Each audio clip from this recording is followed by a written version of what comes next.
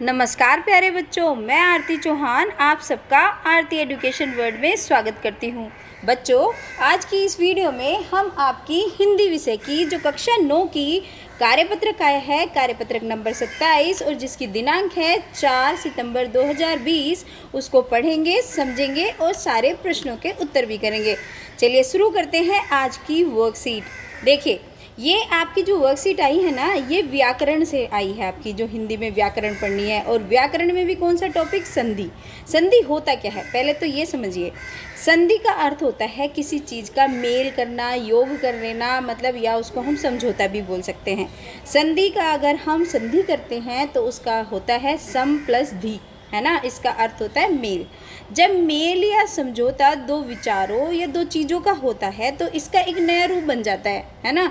जैसे कई रंगों को दो रंग मिलाते हैं हम और तीसरा नया रंग बन जाता है। इसी तरीके से दो अक्षरों को आपस में मिलने से भी एक नया वर्ण बनता है, समझे। जैसे दो रंग मिलाए एक नया रंग आ गया, ऐसे ही इसमें ऐसे होता है कि दो हमने अगर वर्ण मिलाए, दो अक्षर बनाए तो एक तीसरा ही अक्षर बनता है। रंग और अक्षर दोनों को वर्ण भी कहते हैं, ठीक है। हम अपनी बातचीत के लिए शब्दों को जोड़कर अन्य शब्द बनाते हैं, है ना। शब्दों को जोड़ के हम दूसरे शब्द बनाते हैं जिसमें पहले शब्द का अंतिम वर्ण और दूसरे वर्ण का पहला वर्ण आपस में मिलकर नया रूप धारण करते हैं। मतलब जैसे कोई शब्द है, जैसे कक्षा है और अध्यापक है, तो कक्षा का आखिरी वर्ण और अध्यापक का शुरुआत वाला वर्ण, ठीक है। तो पहले शब्द का आखिरी और दूसरे शब्द का पहला, ठीक है। तो जब मिलकर नया रूप धारण करते हैं, दो वर्णों या उसमें स्वर भी हो सकता है या व्यंजन भी हो सकता है। चाहे स्वर आपको पता है ना, ए आ ई होते हैं, और जो आपके व्यंजन है क ख ग होते हैं। तो दो स्वर या दो व्यंजन के आपस में मेल वाले जो परिवर्तन होता है, या उसको विकार भी बोलते हैं हम, चेंज होने को, तो जो परिवर्तन होता है उसी को कहते हैं हम संधि। समझ आया? संधि क्या होती है? जब दो वर्ण मिलते हैं आपस में और एक नया वर्ण बना लेते हैं तो उसको हम संधि बोलते हैं, ठीक है।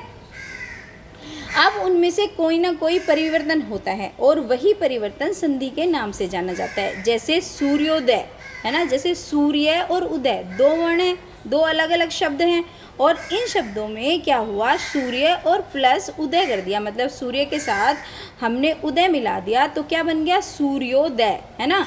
तो देखो, इसमें ऊ हट गया और इसमें ये और ये मिलके ओ बन गया, तो इसको क्या बोले? इसको बोलते हैं हम संधि, ठीक है बच्चों। तो जैसे सूर्य प्लस उदय, सूर्योदय, ठीक है बच्चों। अब देखते हैं, इसमें सूर्य शब्द के अंतिम वर्ण के स्वर में ए, जैसे सूर्य, ए की साउंड आ रही है ना, और दूसरे पद का पहला वर्ण ऊ, है ना, सू। तो इससे क्या हुआ? तो इसमें क्या हुआ? इन दोनों ने मिलकर ओ बना दिया, ए और ऊ मिलके बन गए ओ, और ये पर स्वर मात्रा के रूप में लग गया, है ना। ये पर देखो स्वर क्या हुआ? मात्रा के रूप में लग गया, अर्थात आ प्लस ऊ इक्वल्स टू ओ होते हैं। जबकि समास में दो पदों का मेल होता है। समास में तो दो पद मिलते हैं, मतलब दो शब्द मिलते हैं, लेकिन इसमें दो वर्ण मिलते हैं, ठीक है। उसमें समास को बोलते हैं दो वर्ण, दो आपके पदों का मेल, और संधि भी मेल होती है, लेकिन वो दो वर्ण में चाहे आपके स्वर हो चाहे व्यंजन हो। पदों को मूल रूप में अलग कर देना संधि विच्छेद होता है। अगर हम एक पद हो और उसको अलग कर दें तो उसको हम बोलते हैं संधि विच्छेद। जैसे अत्यधिक ले लो, अत्यधिक को अगर हमें अलग करना हो तो हम अति करेंगे और अधिक करेंगे, ठीक है। तो इससे ऐसे क्या हो जाएगा? ये होगा संधि विच्छेद। और समास में पदों को अलग करने के लिए समास विग्रह बोला जाता है। जब हम समास को अलग अलग करते हैं तो समास विग्रह कहते हैं। जब हम दो पदों को अलग करते हैं, लेकिन जब हम एक पद को अलग करते हैं तो उसको क्या बोलते हैं? संधि विच्छेद कहते हैं, ठीक है। वर्णों के आधार पर हम संधि को तीन भागों में बांट सकते हैं। कौन कौन से? एक तो होती है स्वर संधि, एक होती है व्यंजन और एक होती है विसर्ग। इसमें बहुत ही आपकी जो वर्कशीट आई है ना, ये बहुत छोटी छोटी लिखी है। आप अपनी वर्कशीट हाथ में लेके जब पढ़ना, देखो, एक होती है स्वर संधि, एक होती है व्यंजन और एक होती है विसर्ग। ठीक है। स्वर संधि की अगर हम बात करें तो उसके 5 भेद होते हैं, 5 तरह की होती है स्वर जो संधि होती है। हिंदी में 11 स्वर होते हैं, आपको पता ही है, आ इसे लेके ये सारे स्वर होते हैं, और का खा गा गा आपके व्यंजन होते हैं। इनके आपस में जुड़ने की कितनी स्थितियां हो सकती हैं वो देखेंगे, उसी के आधार पर ये भेद बनाए गए हैं कि किस किस तरीके से ये इसमें जुड़ते हैं। उसी के आधार पर इन्होंने इसके टाइप बना दिए हैं। इन भेदों के नाम संधि के बाद प्राप्त परिवर्तित स्वरों के आधार पर रखे गए हैं, कि जो शब्द मिलता है उसके आधार पर, कि जब एक संधि मिली और उससे क्या शब्द मिला, तो उसके आधार पर। जैसे ए ओ को गुण और ओ औ को वृद्धि स्वर भी कहा जाता है, इसलिए इन संधियों के नाम गुण और वृद्धि हैं। ठीक है बच्चों, अब देख लेते हैं एक एक करके। आप ये समझिए मोटे तौर पे 3 तरह के वर्णों के आधार पे संधि के 3 भेद होते हैं, स्वर, व्यंजन और विसर्ग। और फिर ये जो वर्कशीट है ये स्वर जो संधि है हमारी उसके भेदों को बता रही है, और उसमें इन्होंने 5 भेद होती हैं। ठीक है, वर्णों के आधार पर संधि के 3 भेद हो गए स्वर, और अब स्वर का जो इन्होंने स्वर को डिवाइड करा है कितने भागों में, 5 में। सबसे पहला है जो आपकी स्वर संधि के बारे में अब देख लेते हैं क्या है स्वर संधि। स्वर के साथ स्वर वर्ण के मेल से जो विकार या रूप परिवर्तन होता है ना, जब स्वर 2 मिलते हैं और उसमें जो चेंजेस आते हैं उसको बोलते हैं स्वर संधि। कैसे, अब देखो, जैसे ये है आपका विद्या प्लस आल्य, क्या हो गया, विद्यालय। ठीक है, आ और आ मिलके क्या बना, आ बन गया। ठीक है, ऐसे मुनि प्लस इंद्र, इंद्र, तो इसमें भी ई और ई ये दोनों भी स्वर हैं, तो ये ई भी स्वर होता है ना हमारा, और आ ये भी स्वर होता है, तो ये स्वर संधि के उदाहरण है। और अब दूसरा देखो, कवि और ईश्वर, कवीश्वर, तो ये भी हमारी स्वर संधि है, क्योंकि इसमें भी लास्ट में ई की साउंड आ रही है और इसमें भी ई की साउंड आ रही है। तो जो हमारा स्वर की साउंड आती है तो वो कौन सी होती है, हमारी होती है स्वर संधि। चाहे वो महेश है, इसमें भी महा आ और ई, तो दोनों ही स्वर हैं, आ भी और ई भी, तो ये कौन सी हो गई हमारी स्वर संधि। अब देखो स्वर संधि के इन्होंने भेद कौन कौन से दिए, अब जरा देखो बच्चों, सबसे पहले हम देख लेते हैं हमारी दीर्घ संधि। दीर्घ संधि क्या होती है, दीर्घ संधि इसमें 2 स्वर्ण सजातीय स्वर, चाहे वो लघु हो या दीर्घ हो, मिलकर दीर्घ संधि बनाते हैं। इसको सीधे शब्दों में ऐसे समझिए, चाहे आ के साथ आ जुड़ा हो, चाहे आ के साथ आ जुड़ा हो, मिलके वो आ ही होगा।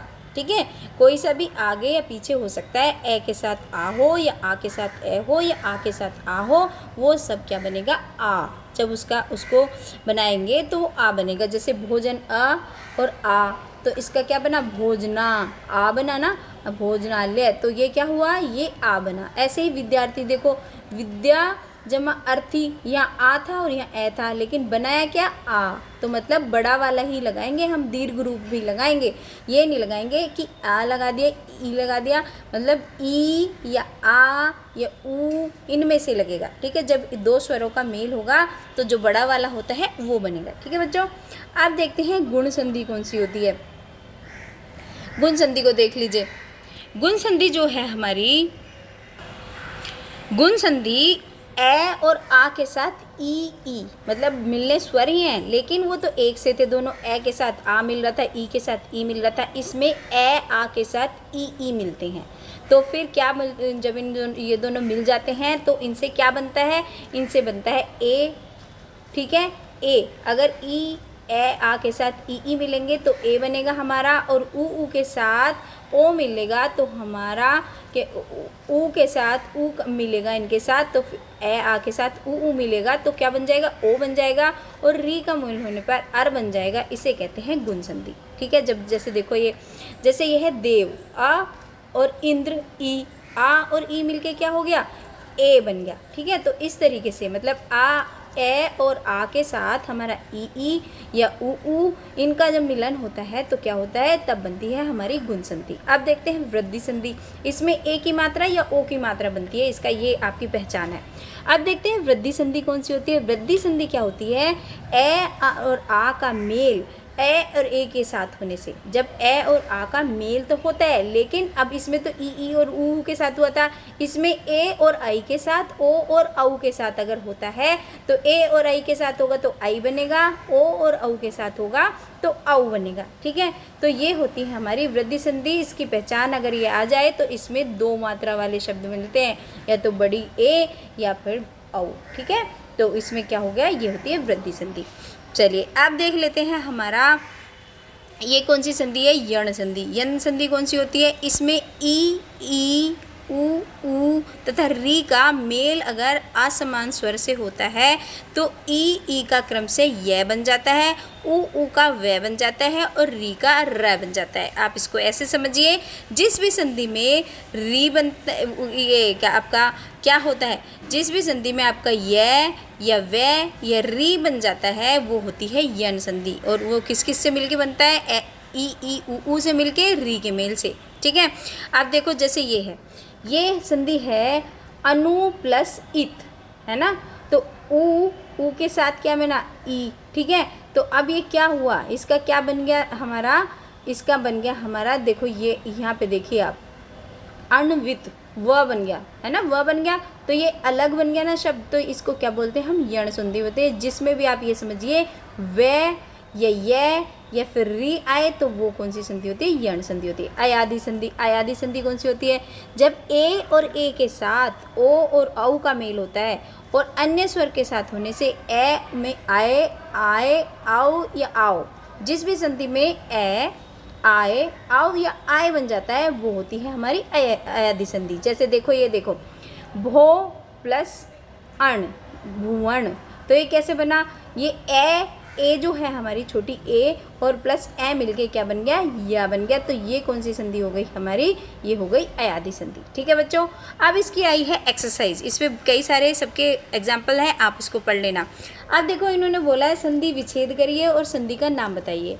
तो अब ये देखिए, महा प्लस आशय, तो इसका क्या बन जाएगा हमारा, यहाँ पे मैंने सारा दे दिया है, ये दोनों क्वेश्चन है आपके, जो संधि विच्छेद, संधि और संधि का नाम, और नीचे संधि विच्छेद करना है। तो आप ये देखिए संधि विच्छेद कैसे कर देंगे, महा आशय का बन जाएगा महाशय, और ये है दीर्घ संधि। ठीक है, क्योंकि आ और आ जुड़ा है। गंगा प्लस उर्मी होता है गंगोर्मी, और ये है गुण संधि, जैसे मैंने आपको बताया था, आ के साथ ऊ मिला और ओ की मात्रा होगी, जिसमें भी आपकी ओ की मात्रा या ए की मात्रा होती है वो होती है गुण संधि, ये समझ लीजिए आप। ठीक है, और आप ये देखिए अब देव ऋषि भी गुण संधि है, क्योंकि इसमें भी क्या हुआ, ए की मात्रा बनी है। ठीक है, तो ये क्या कौन सी है, देव ऋषि गुण संधि। पृथ्वी जमा ईश, ये पृथ्वीश, और ये कौन सी संधि है, ये है आपकी दीर्घ संधि। और गिरी प्लस इंद्र, गृहींद्र होता है, और ये क्योंकि ई जुड़ रहा है ये हो गई आपकी दीर्घ संधि। ठीक है बच्चों, आप देख लेते हैं इन शब्दों का संधि विच्छेद। यद्यपि को अगर हमें संधि विच्छेद करना हो तो हम ऐसे करेंगे, यदि प्लस अपि, तो ये कौन सी संधि हो गई, यण संधि, है ना, या बन गया, ई और ए का क्या जुड़ के बन गया, या, तो ये यण संधि। अण्वेषण का अनु प्लस ए सन बन गया, मतलब ना ऊ और ए, ओ और ए मिलके क्या बना, वा बन गया। तो ये या और वा किस में बनते थे, हमारी यण संधि में, तो ये यण संधि है।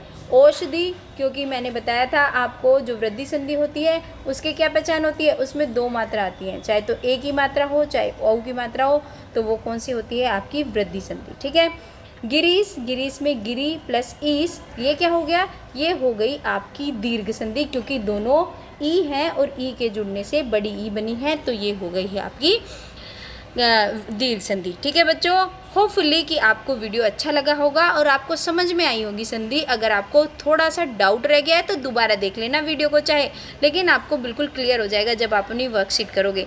प्यारे बच्चों, अगर आपको मेरा पढ़ाया हुआ अच्छा लगता है और अगर आप चाहते हैं कि मैं फिर से आपके लिए वीडियो बनाती रहूँ, तो प्लीज़ वीडियो को लाइक करें, चैनल को सब्सक्राइब करें और अपने सारे दोस्तों को भी भेजें, जिससे उन्हें भी इसका लाभ मिल सके। Thank you.